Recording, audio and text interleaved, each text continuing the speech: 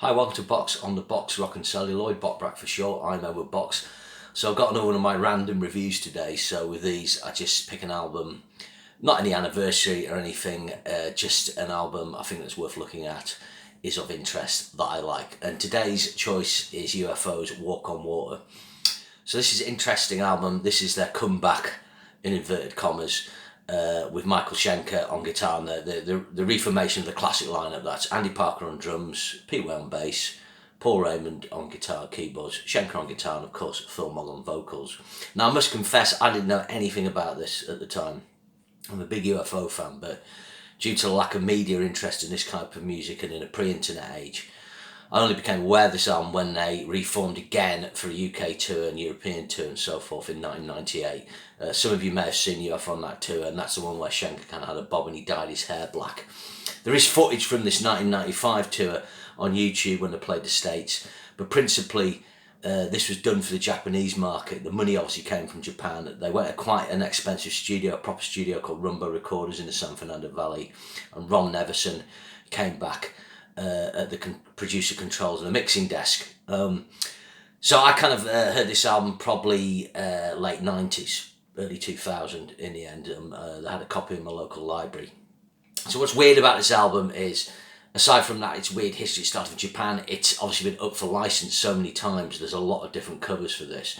So the cover I originally saw is, I'm just looking at it, it's a kind of a beige sort of cover with a blacked out kind of photo of the band. But the original cover is actually blue with a green logo, and it's got the names of the band members along the top, obviously to market the fact that it's the the classic lineup.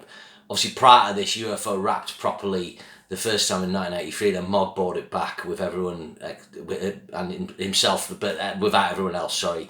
And then there was a couple of lines, and there was a big gap from their Ain't Misbehaving EP to High Stakes and Dangerous Men, which had the really very good guitar player on it called Lawrence Archer. They toured on that. So UFO stock had kind of decreased quite a bit.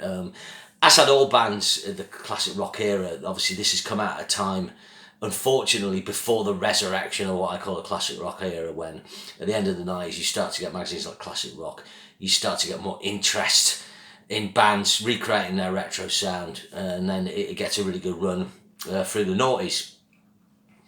So back to the covers. There's the original cover, the Japanese cover. There's the first issue on Eagle West Records. There's another one which kind of has a colour photograph on it. I actually have a copy of that. There's also a copy that has a tap on it, really random, obviously referencing Fawcett. And the cover I've got is the remaster that's just come out in 2023. The reason I bought that, aside from it being remastered, it does sound a bit punchier. It's by far the best cover. The covers are all crap, but this one, it's got a photo of the band on a kind of space planet background. Although it's not up there with their classic Hypnosis covers, I think that's the best cover I've seen, and it does the album justice. The other thing is the original Japanese pressing had 10 tracks on it and then a bonus called Message from Japan, and that's what I've got on the CD that I've got, but it doesn't list Message from Japan. So Message from Japan, for Japan, sorry, is basically the band, talking to their fans in Japan. I'm looking forward to the tour and so on. This is a really random but common thing in the 90s, end of the 90s and into early noughties, of bands putting on messages, spoken messages on albums. We've got a TNT album, My Religion, that does that. Again, it's in the pre-internet age, or when the internet's just starting, before social media, and it's just a way to kind of go hello to your fans and so on. So on my track listing, it just gives the 10 tracks, it doesn't give that. Reissues of the album omitted the Message from Japan and had 3 bonus tracks: Fortune Town from the Mogg Way album, I think it wasn't Chocolate Box, it was the other one, I Will Be There by the Michael Schenker Group, and Public Enemy No. 1, the Paul Raymond Project, which sounds like it's done with a drum machine. None of these tracks are very good and just kind of made it messy. So I recommend getting, if you're going to get this album, splash out, get the 2023 remaster with a cool cover. It's got the 10 tracks and then the hidden bonus track and the Message for Japan. So what's the album like? What's really good about this album is it's a modern spin on the classic UFO sound.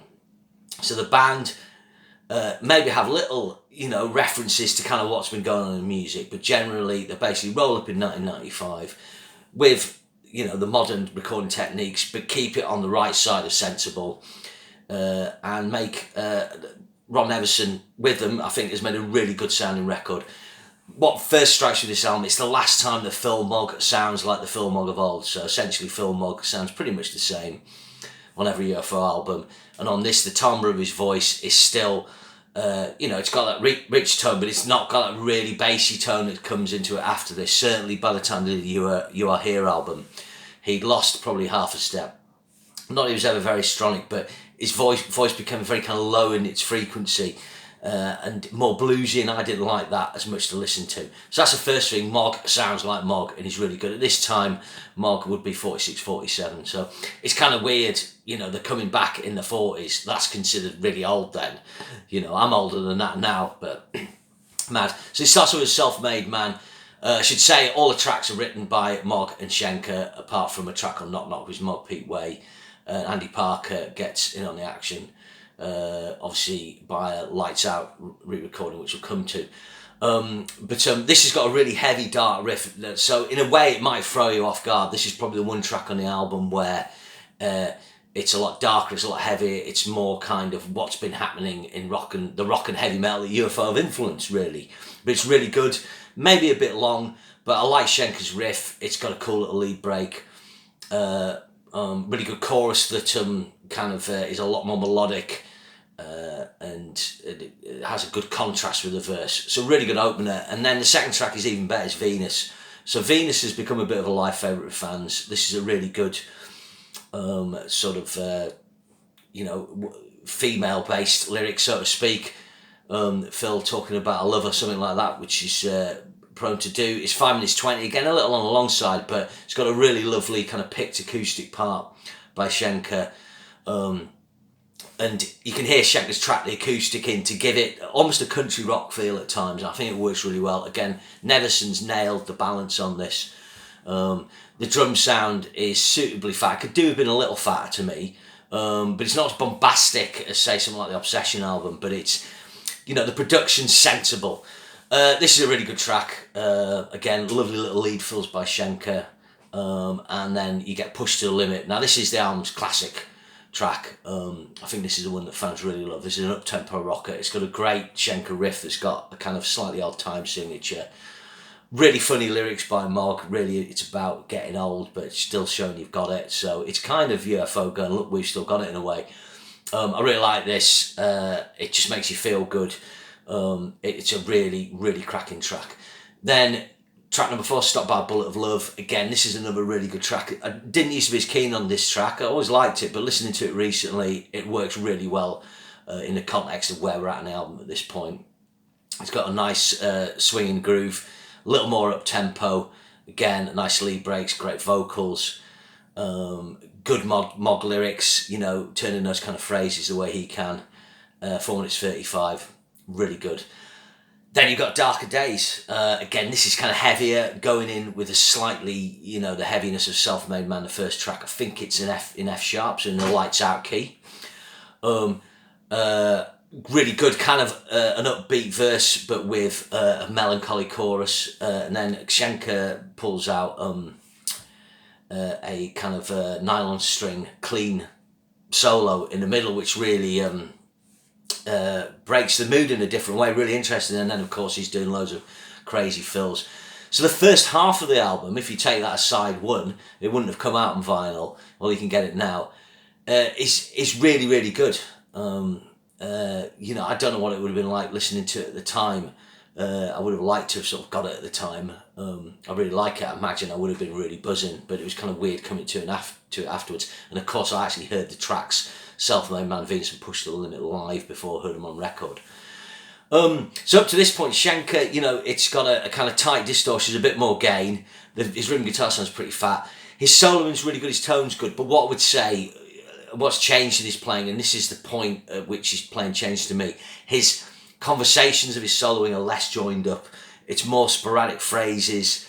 It seems more disjointed to me, and that's how he's gone since then. Prior to that, he kind of had his UFO period where he you know, he kind of, if you look at the rock bottom solo to what he did on Obsession, there's an evolution there, but he's kind of staying within a framework. When he's MSG, his riffs become more metal, fitting with the new album. He maybe just in a bit more classical inspired stuff. It's maybe a little more technique going on. Then he kind of goes a bit more legato. His vibrato gets a bit wider when he gets to the Macaulay Schenker Group era. But he still constructs his solos very carefully, but there's a little bit at that time, you can hear a little bit of the unjoined upness coming in, but not much. There's still some fantastic soloing. I'm not saying the solo's not great on this, I really like it.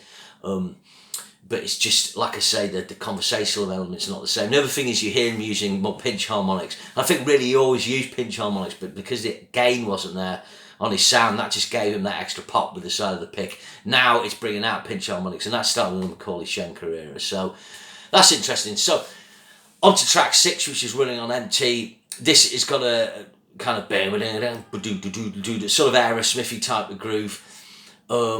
Again, lots of guitar fills, maybe too many guitar fills on this. That's something I'd say with the Arm Schenker. It is kind of filling the gaps with a lot of fills, a la Obsession era. I wouldn't say it's a great track, but it's good. And then you've got Knock Knock, this is only Pete Way co-write the new original tracks. This is a catchy track, quite funny lyrics. You know, Phil Mogg basically kind of, you know, getting divorced and losing everything, I guess. So running on empty, Knock Knock is 6 out of 10 tracks, and they're not as good as the previous ones, but they still maintain the they still maintain the standard. I've gone into the last track there, which is Dreaming of Summer. This is 7 minutes and 3. This is a really interesting track.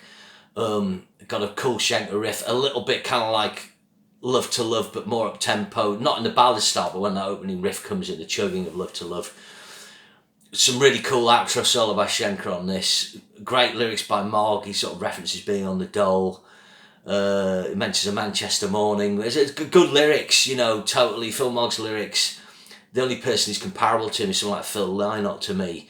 You know, classic Phil Lynott lyrics. The weaving tales, the creating characters and placing themselves as a version of themselves as the character in the story. And there's not many kind of hard rock bands do that. So that's the 8 original tracks. That's really the album in a sense. And in that respect, I suppose it's in keeping with, you know, Lights Out having 8 tracks and so on. The last 2 tracks, you've got a re-recorded version of Doctor Doctor and a re-recorded version of Lights Out. The re-recorded version of Doctor Doctor, I think, is better than the original. Doctor Doctor is a song that I get bored of hearing, but this kind of excites me more with the production, with the tempo being a bit more upbeat, and Schenker doing some fantastic little lead break at the start, and the harmonies being kind of tighter, and so on. It's just a bit sharper. So unusually, I do think it adds something to it. The re-recorded version of Lights Out isn't as good as the original to me. It's kind of more like what they play live, but in a studio setting. It's okay. It's not something I need. So that's it, and then you've got the message for Japan on the end. That every band member leaves a message. It's quite interesting what they talk about. They talk about the album's been recorded over 3 or 4 months. They started at Christmas. You know, you can hear this is still a time when, which label was it? I'm not sure. Zero Corporation, there's obviously some Japanese label, has gone, yeah, let's give UFO some wedge. Now, it wouldn't be $100,000, but I wouldn't put it past it being $100,000 or something to record for that long in a top studio and obviously pay the band. It's quite sad, really, because you hear Pete Way talking and he sounds really healthy, as does Paul Raymond, really clear. And obviously they're both gone now. So that's a bit poignant now, listening to that. So what would I mark the album out of 10? I think I'd give it a 7 to an 8.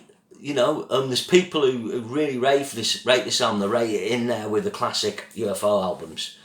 You know, with the Schenker era. I wouldn't say it ever achieves that height, but really UFO, it's a shame they were ahead of the curve. They came back with a record that said, UFO, we're back in business, we're ready to rock.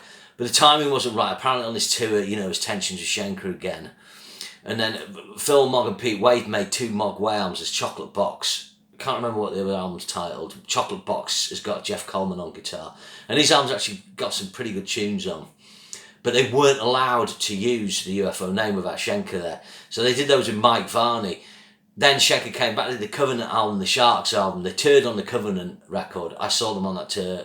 Schenker was in a terrible state. He had a fight with Spike from the Choir Boys backstage at Newcastle City Hall when I saw them. So this, this was a shame. Here was again UFO fucking it up. Here was a great opportunity. Schenker had a lot of problems after this. When he finished with UFO finally, and then he kind of straightened up, and then he's got a really good touring career now, and he's made a really great album with Immortal. UFO got Vinnie Moore in, and although I really enjoyed the You Are Here album, I was less into the albums after that, but they've kept going. Andy Parker, Vinnie Moore, Phil Mogg with Rob DeLuca, and now Neil Carter's on keyboards and guitar, but obviously that's going to be wrapping up soon.